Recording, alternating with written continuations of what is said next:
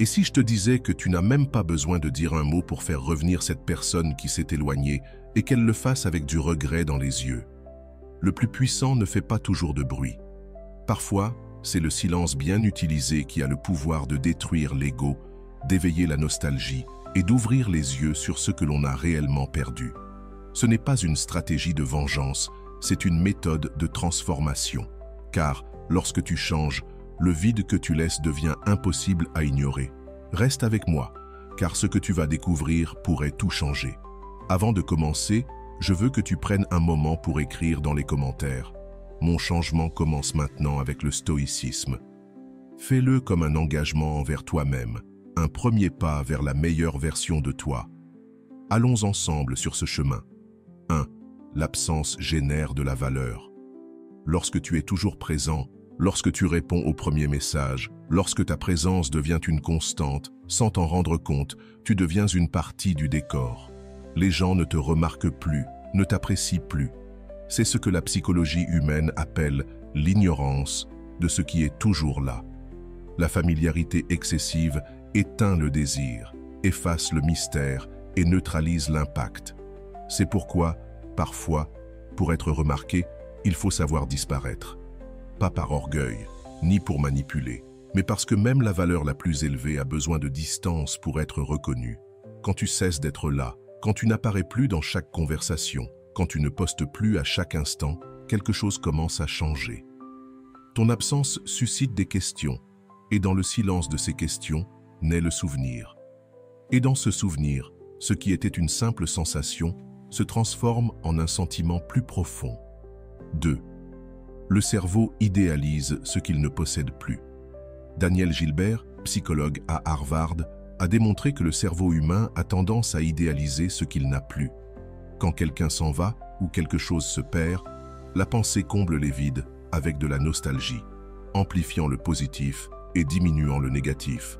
C'est comme si, en te perdant, une version améliorée de toi se matérialise dans l'esprit de l'autre.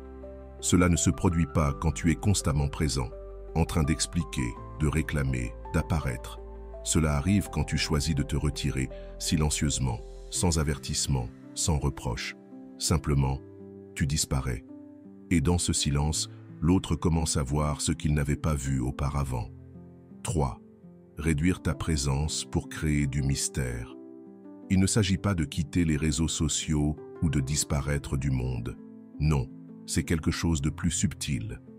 Réduis ta présence digitale, arrête de publier pendant un certain temps. Ne réponds pas immédiatement. Ne réagis pas à chaque histoire, chaque publication, chaque message.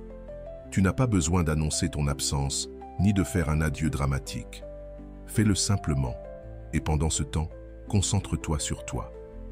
Ce n'est pas un acte de punition envers l'autre, mais un acte d'amour-propre. C'est ta façon de te rappeler que tu n'as pas besoin d'être constamment présent pour avoir de la valeur. Ton essence ne se mesure pas à la fréquence de tes messages, mais à la profondeur de l'impact que tu as eu.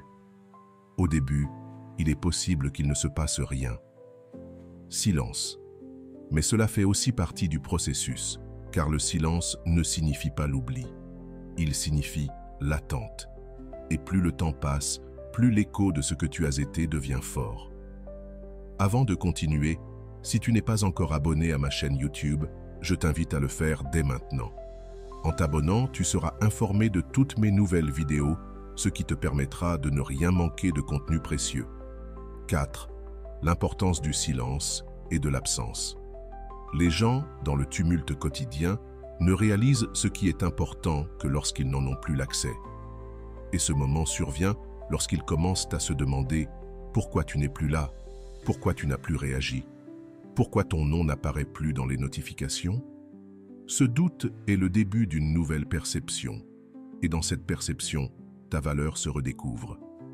Souvent, tu t'es trop donné pour être vu, pour prouver ta présence, mais en agissant ainsi, tu t'es épuisé.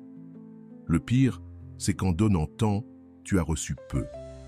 Parce que l'excès de présence engendre un excès de confiance, et la confiance mal placée conduit à la négligence. 5. La véritable transformation vient de la distance.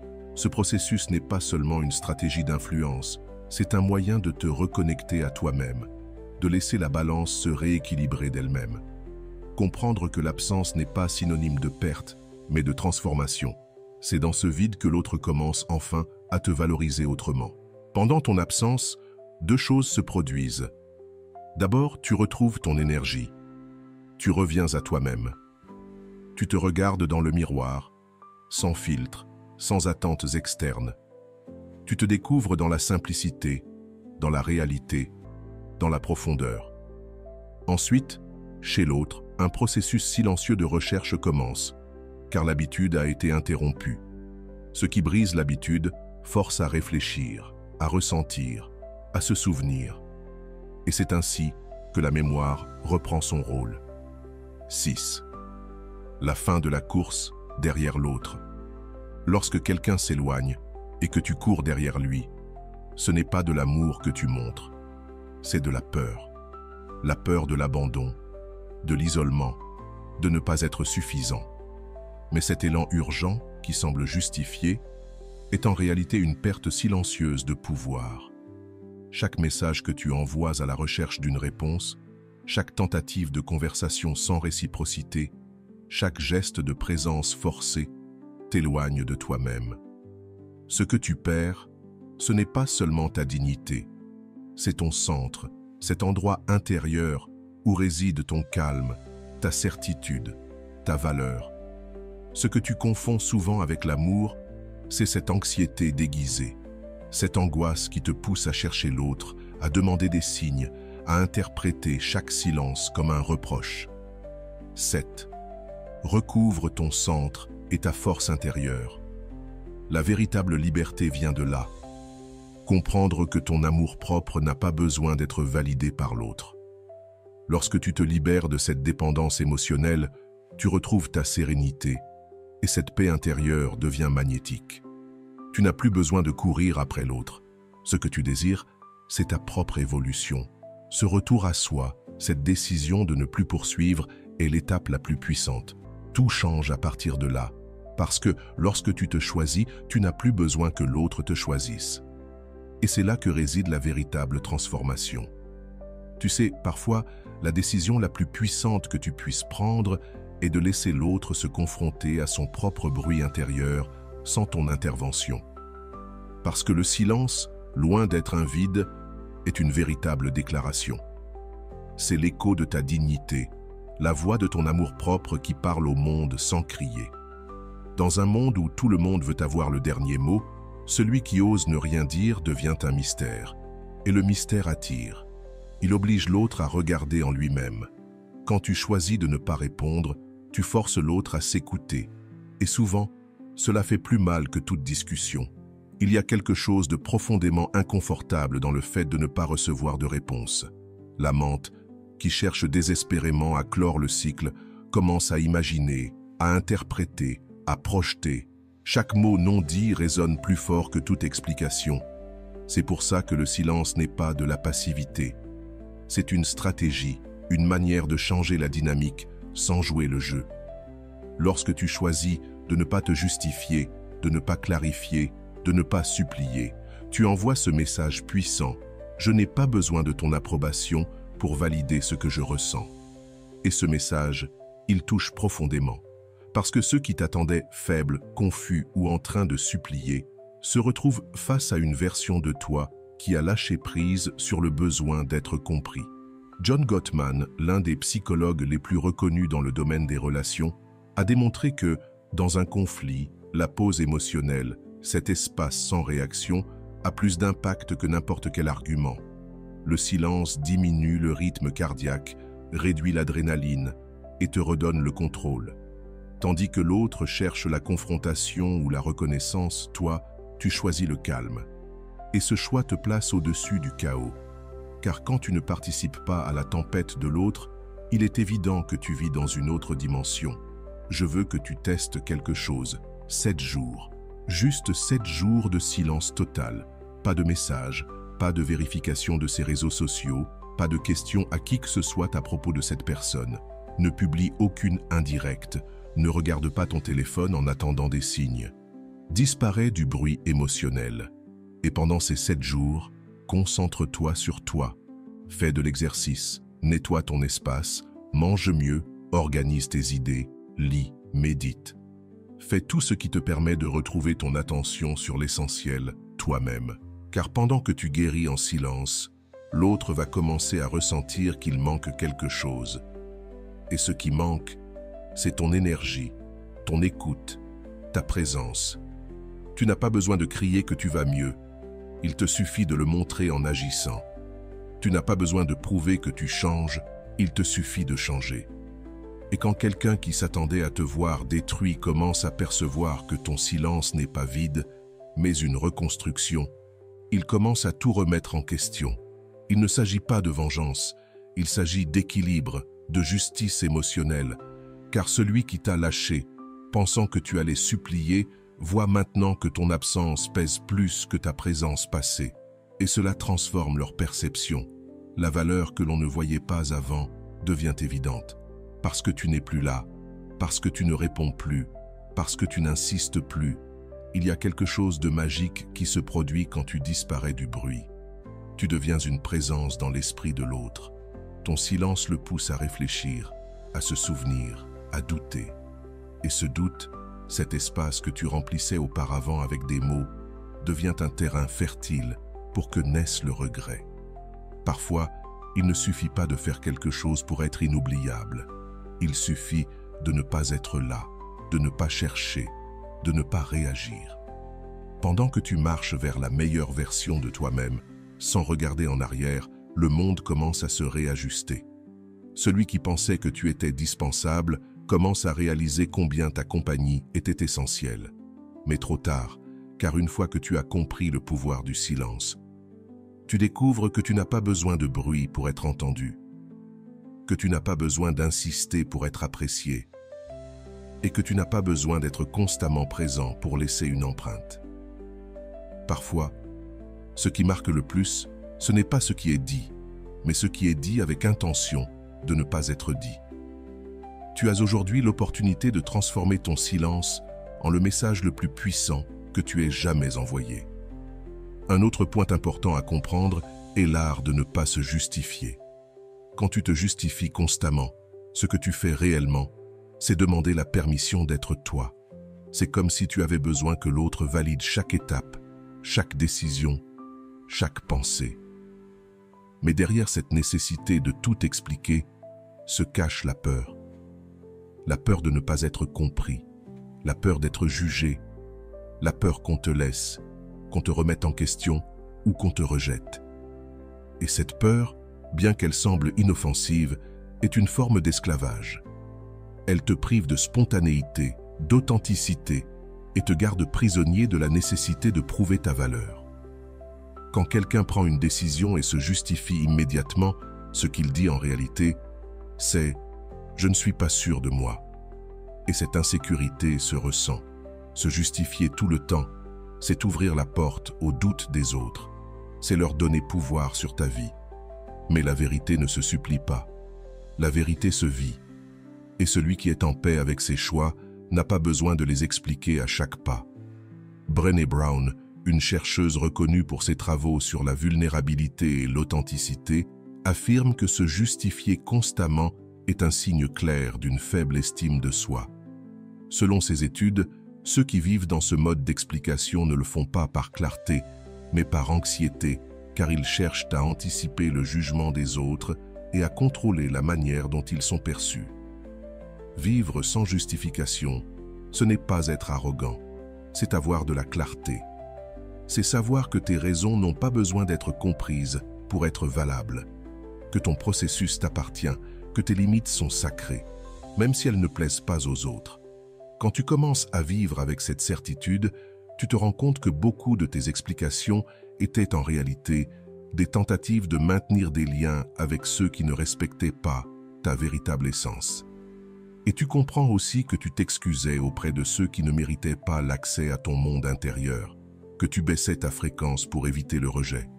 Mais plus maintenant. Dès maintenant, chaque fois que tu ressens le besoin d'expliquer, respire, tourne-toi vers l'intérieur et agis dans le silence ferme. Car il y a des silences qui imposent plus de respect que 1000 mots. Il y a des décisions qui ne nécessitent pas de défense. Et il y a des moments où se taire n'est pas se résigner, mais se protéger, préserver ton énergie et choisir ta paix au-dessus de l'acceptation forcée. Oui, certains s'éloigneront quand tu cesseras de te justifier, car ils étaient habitués à une version de toi qui cherchait toujours à plaire. Mais ceux qui resteront le feront parce qu'ils te respectent, parce qu'ils comprennent que ta façon de vivre ne nécessite pas d'approbation. Et là, dans cette nouvelle fréquence, les liens deviennent plus réels, plus libres, plus légers. Tu n'es plus là pour convaincre qui que ce soit. Tu es là pour être toi, pour prendre des décisions en accord avec ta vérité, même si tout le monde ne les comprend pas. Parce que ton chemin n'a pas besoin de faire sens pour tout le monde, juste pour toi. Et quand tu comprends cela, tu vis différemment. Tu parles moins, mais avec plus de poids. Tu agis avec fermeté. Tu inspires par ton exemple, et c'est cela qui transforme véritablement. Pas le bruit, pas l'explication, pas la persuasion, mais la cohérence silencieuse de quelqu'un qui se respecte. Dans cette vidéo, on va explorer une énergie puissante qui nous aide à rester fermes face aux défis de la vie. Numéro 5. Sois aussi ferme qu'une montagne. Lorsque tout autour de toi est agité, quand les mots blessent et que les émotions des autres essaient de t'entraîner dans un tourbillon, tu choisis de rester immobile. Ce n'est pas parce que tu ne ressens rien, mais parce que tu as appris à ne pas réagir au premier vent qui souffle. Comme une montagne, tu restes solide. Peu importe ce que disent les autres, peu importe leurs actions. La montagne ne s'offense pas, ne répond pas, elle ne se justifie pas. Elle est simplement là, présente, inébranlable. Et cette présence, cette tranquillité au milieu du chaos, est une forme silencieuse de pouvoir. C'est le pouvoir que seuls ceux qui maîtrisent leur monde intérieur possèdent. Être ferme ne signifie pas être rigide. Cela signifie savoir qui tu es, même quand les autres tentent de te provoquer. Cela signifie ne pas réagir quand le monde attend que tu exploses, que tu perdes le contrôle. Chaque fois que tu réagis sur le coup de l'impulsion, tu remets ton pouvoir entre les mains de l'autre. Tu lui dis « Tu peux changer mon état intérieur ». Et un stoïcien sait que ce pouvoir ne se négocie pas, il ne se donne pas, il ne se cède pas. La véritable force ne réside pas dans les cris, mais dans le fait de ne pas avoir besoin de crier pour être respecté. La science l'a confirmé. Des chercheurs de la Harvard Medical School ont découvert que la méditation et le simple acte d'observer tes pensées réduisent la réactivité impulsive du cerveau. Cela signifie que si tu t'entraînes à observer ta pensée, au lieu de te laisser emporter par elle, tu deviens le maître de tes émotions. Ce n'est pas parce que tu réprimes tes émotions, mais parce que tu les comprends. Tu sais que toutes tes émotions ne nécessitent pas d'action. Tu sais que l'impulsion initiale est souvent la plus destructrice. Et tu n'es pas là pour détruire. Tu es là pour construire une mentalité libre. C'est simple. Tu n'as pas besoin de techniques complexes ou de longues heures. 5 minutes par jour suffisent. Assieds-toi en silence, ferme les yeux, respire et visualise une montagne. Imagine que tu es cette montagne, ferme, centrée, immuable. Le vent souffle, les nuages passent, il y a des tempêtes, mais toi, tu ne bouges pas. Tu observes et tu laisses passer, parce que tu sais que rien d'extérieur ne peut toucher ton noyau, à moins que tu ne le permettes. Cette visualisation répétée, avec constance, commence à transformer quelque chose en toi. Ton système nerveux se réentraîne, ton esprit se calme, ton impulsivité ralentit. Et avec le temps, lorsque le conflit survient, il ne t'entraîne plus. Tu le vois et tu choisis une réponse plus sage. Ce calme déconcertant dérange, car le monde est habitué aux explosions, aux réactions immédiates, au jeu de pouvoir. Mais quand tu ne participes pas à ce jeu, tu changes les règles. Celui qui attendait te contrôler par des cris se retrouve sans outils. Celui qui voulait te manipuler avec des culpabilités ne trouve plus de prise. Celui qui te lançait des provocations se heurte à un mur doux mais ferme. Et cette fermeté sans violence, cette sérénité qui n'a pas besoin de s'imposer, commence à inspirer du respect. Parce que tu n'essaies pas de gagner, tu essaies de ne pas te perdre. Tu n'as plus besoin de prouver ton pouvoir, tu n'as besoin que de l'habiter. Et cela se voit dans ton regard, dans ta posture, dans ton silence. Tu ne te laisses plus entraîner dans des discussions inutiles. Tu ne perds plus ton énergie à expliquer l'évidence. Tu ne réagis plus par impulsion. Maintenant, tu choisis tes mots. Et parfois, tu choisis de ne rien dire, parce que tu comprends que tout ne mérite pas de réponse. Il y a des batailles qui se gagnent non pas en luttant, mais en restant en paix. Oui, il est possible que certains te qualifient de froid ou disent que tu es devenu distant. Mais en réalité, tu es devenu profond.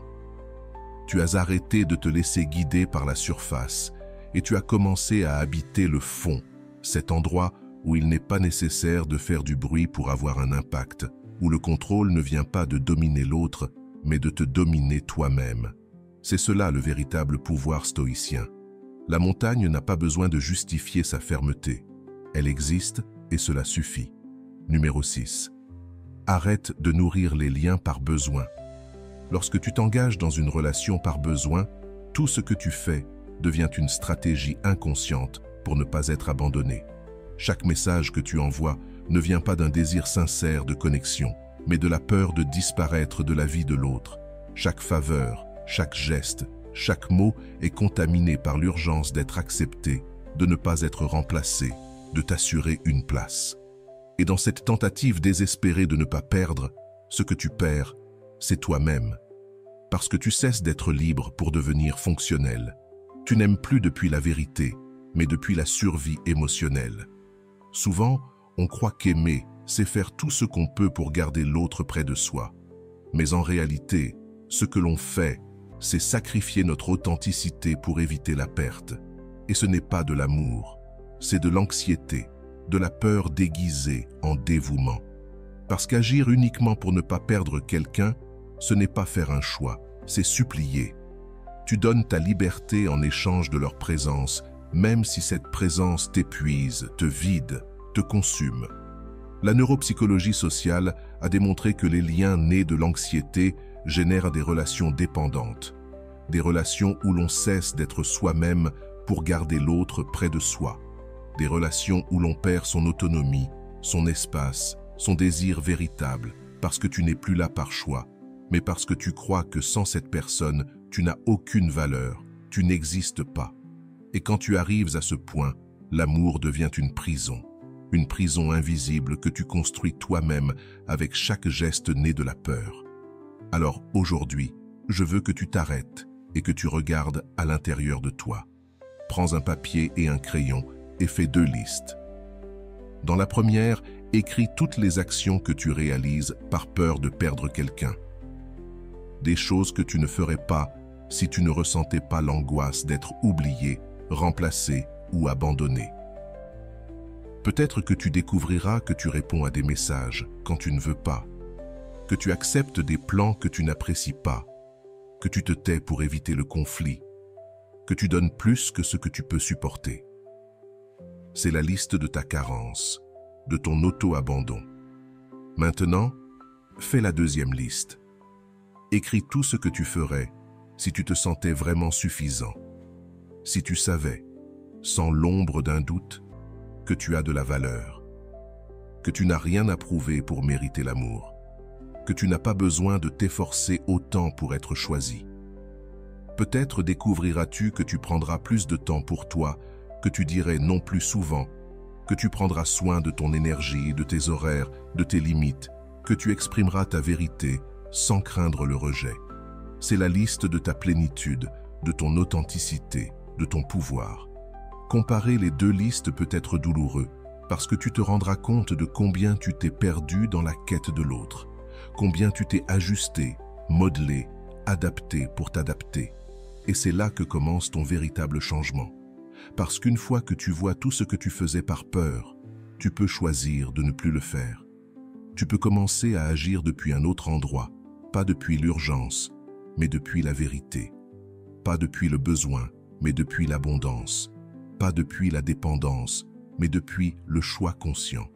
Lorsque tu commences à agir depuis la sensation d'être suffisant, tout change. Tu ne cherches plus à être complété, car tu te sens déjà complet.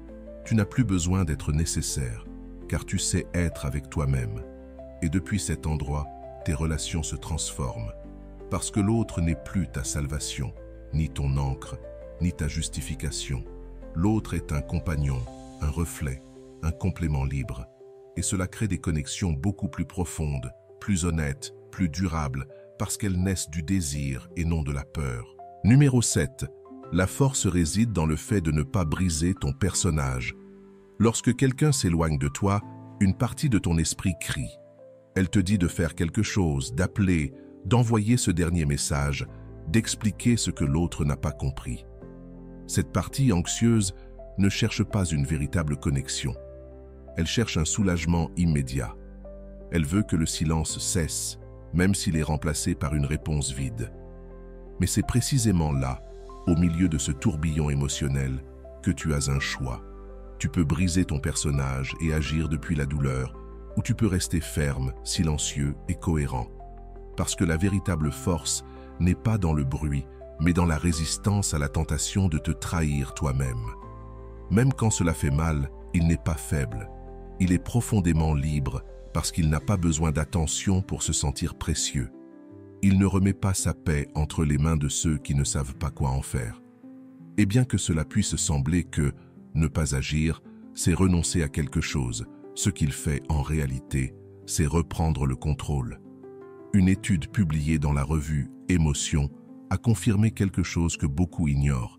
Les personnes qui régulent leur comportement après une expérience de rejet sont perçues comme plus matures, plus respectées et plus attractives à long terme. En d'autres termes, celui qui ne panique pas, qui ne se laisse pas emporter émotionnellement lorsque quelque chose ne se passe pas comme prévu, laisse une impression bien plus profonde. Et cela ne s'applique pas seulement aux autres, mais aussi à soi-même. Parce que l'estime de soi ne se construit pas avec des mots flatteurs, mais avec des actes cohérents, des décisions qui reflètent la dignité. Prends un carnet maintenant. Écris une liste de tes principes personnels. Pas ce que tu crois que tu devrais être, pas ce que les autres attendent de toi, mais ce que toi, dans ta meilleure version, tu veux incarner. Peut-être que ta liste dira « Je ne m'en dirai pas d'attention. Je ne poursuivrai pas ceux qui ne me choisissent pas. Ma valeur ne dépend pas d'une réponse. Je ne réagirai pas depuis la douleur, mais depuis la conscience. » Garde cette liste près de toi. Lis-la chaque fois que tu ressens cette urgence de faire quelque chose juste pour ne pas ressentir le vide. Parce qu'à ces moments-là, ta boussole doit être interne. Pas ce qui se passe dehors, pas ce que les autres font ou ne font pas. Juste toi et ta parole avec toi-même. Briser le personnage peut t'offrir un soulagement momentané, mais cela te vole aussi ton pouvoir. Cela te fait reculer au moment où tout était réaction, anxiété, peur. En revanche, rester ferme te transforme. Cela te rend quelqu'un qui n'a pas besoin d'expliquer son absence, car sa présence a déjà tout dit. Quelqu'un qui n'a pas besoin de clore des cycles avec des mots, car il les clôt avec des actions. Et ça, dans ce monde d'impulsions immédiates, c'est rare. Et tout ce qui est rare devient magnétique. Les gens se souviennent de celui qui ne s'est pas vendu pour une conversation, de celui qui n'a pas trahi ses principes pour recevoir une caresse émotionnelle, de celui qui, même dans la douleur, a su se tenir debout.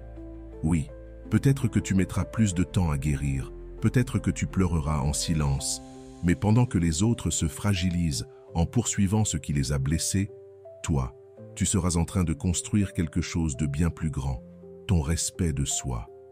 Et cela, avec le temps, se voit dans ton regard, dans ta voix, dans ta démarche. Tu ne quémandes plus, tu n'insistes plus, tu ne t'effondres plus. Tu es simplement complet, intègre, serein. Tu n'as pas besoin de vengeance. Tu n'as pas besoin que l'autre vienne te dire qu'il s'est trompé.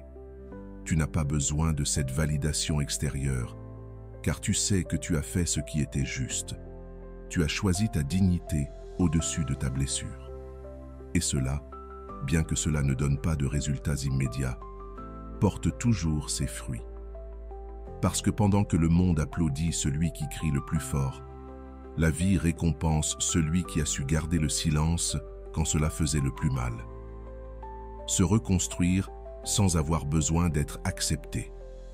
Guérir, ce n'est pas sourire pour que les autres te voient heureux, ni publier chaque étape de ton processus pour que les autres remarquent combien tu as changé. Guérir, c'est être bien même quand personne ne le remarque. C'est te coucher en paix avec tes progrès, sans avoir besoin que quelqu'un t'applaudisse. Quand tu fais de ta reconstruction un spectacle, tu restes inconsciemment lié à la nécessité d'être vu, d'être validé, d'être accepté. Mais la véritable guérison n'a pas besoin de témoins, elle a seulement besoin de sincérité avec soi-même, et cela ne se montre pas, cela se voit. La plupart des gens tentent de se reconstruire pour montrer quelque chose au monde, pour prouver qu'ils n'ont plus mal, qu'ils ont surmonté ce qui les a brisés. Mais cela reste une forme de dépendance, car si ton bien-être doit être observé pour se sentir réel, ce n'est pas authentique. C'est un masque, une performance bien réglée pour convaincre l'autre, mais qui au fond révèle que tu cherches encore l'approbation des autres. Et personne ne se libère ainsi, parce que la liberté émotionnelle ne naît pas de l'impressionner, elle naît de l'être. Psychology Today l'affirme clairement. Les personnes qui atteignent une plus grande stabilité émotionnelle ne sont pas celles qui crient leur processus, mais celles qui le vivent sans chercher une validation extérieure. Elles ont compris que leur transformation n'a pas besoin d'être crue par qui que ce soit, et cela leur donne une force incomparable, une force qui ne vient pas du bruit, mais de la constance silencieuse du travail que personne ne voit, mais que toi, tu ressens en toi. Et c'est cela qui te change véritablement. C'est pourquoi je te propose quelque chose de différent. 30 jours, 30 actions, une par jour. Rien que pour toi, pas pour montrer, pas pour raconter, juste pour que tu sois là pour toi-même. Un jour, tu peux sortir marcher sans ton téléphone. Un autre jour, tu cuisines quelque chose pour toi, sans le partager. Un autre jour encore, tu restes en silence 5 minutes, juste pour t'écouter. Peut-être que tu liras, que tu écriras, que tu méditeras, ou que tu t'entraîneras. Peu importe l'activité, ce qui compte, c'est l'intention. Que chaque acte soit une déclaration intérieure. Je grandis pour moi, pas pour être accepté. Et pendant que tu fais cela, quelque chose commence à bouger en toi. Au début, ça sera inconfortable. Tu réaliseras combien de fois tu as fait des choses pour impressionner, combien de fois tu as cherché indirectement à ce que les autres remarquent, qu'on te dise que tu es beau, que tu es fort, que tu as changé. Mais ce besoin commence à se dissoudre quand toi-même, tu commences à reconnaître ta valeur sans que personne n'ait à le confirmer. Et là, juste là, c'est quand ton authenticité commence à briller. Parce que tu arrêtes de jouer un rôle, d'agir, de poser, d'ajuster ton comportement pour plaire. Et cela se voit. Ton énergie change, ta présence devient solide, ta voix plus claire, tes décisions plus fermes. Tu n'attends plus d'être choisi, parce que tu t'es déjà choisi toi-même. Et cela, bien que beaucoup ne le comprennent pas, génère un magnétisme réel, parce que les gens ressentent quand quelqu'un n'a pas besoin d'être approuvé pour se sentir précieux. Et ça inspire, ça bouleverse, ça transforme. Les personnes qui ont le plus d'impact ne sont pas les plus bruyantes, ni celles qui exposent constamment leur réussite. Ce sont celles qui marchent avec assurance, tranquilles, qui ne parlent pas de leur vie, mais la vivent, qui ne demandent pas à être comprises, parce qu'elles se sont déjà comprises elles-mêmes. Et toi, tu peux devenir cette personne. Il te suffit de cesser de regarder à l'extérieur chaque fois que tu fais un pas. Il te suffit de cesser de te demander si on remarque que tu vas mieux. Parce que celui qui s'améliore vraiment n'a plus besoin que ça se remarque. Il le vit, il l'incarne, il l'irradie. Se reconstruire sans chercher à être accepté est l'acte le plus courageux que tu puisses faire pour toi-même. C'est te choisir sans témoin, avancer sans applaudissements, t'enlacer sans condition. Et quand cela devient la norme, tout change. Parce que tu n'es plus en quête d'attention, tu ne cherches plus à t'intégrer, tu n'attends plus que quelqu'un te dise que tu en vaux la peine, car tu le sais déjà. Et cette certitude, cette racine profonde qui ne se voit pas, mais qui soutient tout. C'est ce qui te rend véritablement libre, fort, magnétique, inoubliable. Dans cette vidéo, nous allons explorer l'impact profond du silence et comment il peut transformer notre vie. Lorsque tu commences à maîtriser une partie de toi qui te contrôlait auparavant, tu arrêtes de réagir impulsivement. Tu ne cherches plus à avoir le dernier mot. Maintenant, tu choisis quand parler, et cela change tout. La science le confirme. Des études en neuropsychologie émotionnelle montrent que les pauses conscientes augmentent l'influence et la perception de maturité. Une personne qui sait quand se taire, qui respire avant de répondre, qui ne se laisse pas entraîner par l'urgence d'expliquer ou de se justifier, est perçue comme plus forte, plus centrée, plus fiable. Le silence bien utilisé n'est pas une faiblesse, c'est une stratégie. C'est une façon de montrer que tu n'es pas dans le jeu de la réactivité, mais dans celui de la sagesse émotionnelle. Fais cet exercice. Chaque fois que tu ressens ce besoin urgent de répondre, de défendre ou de clarifier quelque chose, arrête-toi pendant 60 secondes. Respire profondément.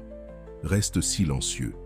Observe comment l'énergie qui voulait sortir comme une flèche commence à se dissiper, comment l'urgence se transforme en présence. Et depuis ce silence, pose-toi la question. Que gagnerais-je en disant quelque chose? Est-ce que je choisis mes mots depuis mon centre ou depuis mon ego? Souvent, tu te rendras compte qu'il n'est pas nécessaire de dire quoi que ce soit, que le silence a déjà dit tout ce que tu devais dire. Cette capacité à attendre, à ne pas courir pour remplir le vide, c'est ce qui te transforme. Parce que le silence n'est pas de la passivité, c'est de la contenance. C'est savoir que tout vide ne doit pas être rempli, que toute provocation n'exige pas une réponse, que toute douleur ne doit pas être criée. Lorsque tu fais du silence un refuge, un filtre, un acte conscient, tu te rends compte que tu commences à vivre avec plus de clarté. Tu n'es plus en mode réaction, tu es en mode construction. Et dans ce mode, tu choisis avec sagesse ce qui sort de toi. La plupart des gens ne comprennent pas cela. Ils croient que si tu ne réponds pas, tu perds. Que si tu ne clarifies pas, tu cèdes. Que si tu ne défends pas, tu te laisses abattre. Mais la vérité est tout autre. Celui qui contrôle ce qu'il dit est le maître de sa réalité. Il ne gaspille pas d'énergie sur ce qu'il ne peut pas changer. Il ne cherche pas à gagner des discussions, mais à préserver sa paix. Il n'a rien à prouver, il est. Et alors, quelque chose de beau se produit. Ton silence commence à déranger, non pas parce qu'il est agressif, mais parce qu'il est fermé. Là où avant ils attendaient une réaction, ils trouvent de la présence. Là où il y avait des mots, maintenant il y a des regards. Là où il y avait de la lutte, maintenant il y a de la tranquillité. Et cette tranquillité déstabilise, elle impose, elle transforme. L'autre ne sait pas comment la gérer, car lorsque tu n'entres pas dans le jeu, tu détruis les règles. Avec le temps, ce silence devient une partie de toi. Ce n'est plus quelque chose que tu fais, c'est quelque chose que tu es. Une façon de marcher dans la vie avec moins de bruit et plus d'intention. Tu ne dis plus tout ce que tu penses, mais seulement ce qui est nécessaire. Tu ne partages plus tout ce que tu ressens, mais uniquement ce qui est construit. Et cela te rend fort, non pas par ce que tu dis, mais par ce que tu choisis de ne pas dire. Numéro 10. Transformer l'absence en une présence inoubliable. Lorsque tu choisis de t'éloigner, lorsque tu prends du recul sans crier, sans exiger, sans dramatiser, tu envoies le message le plus puissant qui soit. Je ne vais plus porter cela seul. Et même si de l'extérieur cela peut sembler être une capitulation, à l'intérieur, c'est une affirmation. C'est l'acte silencieux de quelqu'un qui a compris que la présence n'a de valeur que si elle est réciproque. Insister là où il n'y a pas d'écho n'est pas de l'amour, c'est de l'abandon de soi. Parce que rester là où on n'est plus regardé avec le même éclat, ce n'est pas de la loyauté, c'est de l'invisibilité. Et tu n'es pas ici pour être ignoré en donnant tout. Tu es ici pour être une présence vivante, pas un fond de scène qu'on prend pour acquis. L'esprit humain a une tendance profonde à magnifier ce qui n'est plus là. Robert Cialdini, expert en psychologie de l'influence, l'explique clairement. Ce qui est rare devient précieux. Ce qui n'est plus à portée de main devient désiré. Et ce qui disparaît avec dignité, sans colère, sans supplication, commence à peser. Parce que le silence ne peut être contrôlé, ni interrompu, ni corrigé, ni débattu. Il se ressent. Et plus le temps passe, plus il se fait sentir. C'est pourquoi, lorsque tu choisis de t'éloigner sans explication, sans chercher une compréhension forcée, sans courir après ce qui ne se donne pas, tu plantes quelque chose de puissant, le respect. Et pas seulement celui des autres, mais aussi celui de toi-même. Parce que tu te dis, sans mots, ma valeur ne dépend pas d'être disponible. Tu le réaffirmes à chaque minute de silence, à chaque jour où tu ne cherches pas des signes, à chaque moment où tu arrêtes de regarder ce que l'autre fait, pour te concentrer sur ce que toi tu es en train de construire. Fais-le. Applique 21 jours de silence absolu. Ne consulte pas les réseaux sociaux, ne regarde pas les photos, ne demande pas de nouvelles de cette personne, ne lui envoie pas de messages, ne publie pas d'indirect, ne cherche pas des signes qui alimentent ton anxiété. Déconnecte-toi du cycle de l'attente et de la réponse, mais fais-le sans rancune. Fais-le avec le respect de savoir que tu n'as pas besoin d'être là pour être remarqué, que ton absence sera plus puissante que n'importe quel discours. Investis ce temps en toi. Choisis un projet, un qui te redonne le contrôle, la direction, l'éclat. Écris, entraîne-toi, apprends quelque chose de nouveau. Fais ce qui te fait sentir que tu avances, que tu respires différemment, que tu retournes à toi. Parce que chaque jour de silence n'est pas une punition pour l'autre, c'est un cadeau pour toi. C'est une manière de récupérer toute cette énergie que tu investissais pour maintenir quelque chose qui ne te soutenait plus. C'est revenir à toi, sans l'interférence d'une histoire qui ne vibrait plus avec toi. Et ce qui est magique dans ce processus, c'est que pendant que tu te transformes en silence, l'autre commence à le percevoir. Tu n'es plus là, tu ne réagis plus, tu ne demandes plus. Et ce vide, au début confortable, commence à peser. Il commence à résonner fort, parce qu'avant, il y avait une présence constante, maintenant il y a un écho. Et cet écho pose des questions. Que s'est-il passé? Pourquoi il n'est plus là? Comment se fait-il qu'il ne cherche pas? Et ce qui était pris pour acquis, maintenant manque. Mais toi, tu n'attends pas ce moment, car tu n'as plus besoin qu'on te manque pour sentir ta valeur. Ce que tu fais maintenant est plus profond. Tu deviens inoubliable, non pas par ce que tu dis, mais par ce que tu transmets. Parce qu'alors que beaucoup crient pour attirer l'attention, toi tu choisis de te retirer dans le calme. Et ce calme laisse une empreinte, non pas parce qu'il fait froid, mais parce qu'il est authentique. Parce que tu n'as pas besoin de convaincre, tu as seulement besoin d'être. Transformer ton absence en une présence inoubliable est une décision qui se prend dans le silence. C'est l'art de lâcher prise sans ressentiment, de partir sans fermer la porte, mais aussi sans la laisser entrouverte pour des miettes. C'est regarder vers l'avenir sans rancune, mais aussi sans nostalgie paralysante. Parce que ce que tu construis maintenant, depuis la dignité, l'objectif et le respect de toi, sera toujours plus précieux que n'importe quelle validation forcée. Et voilà, j'espère que vous avez trouvé beaucoup de valeur dans cette vidéo. Merci d'être resté jusqu'à la fin de cette vidéo, j'adore quand vous faites ça. Si vous voulez une autre vidéo sur ce sujet, écrivez en commentaire, j'en veux encore plus. J'espère vous revoir dans une autre vidéo. Merci pour ton temps, prends soin de toi et à bientôt.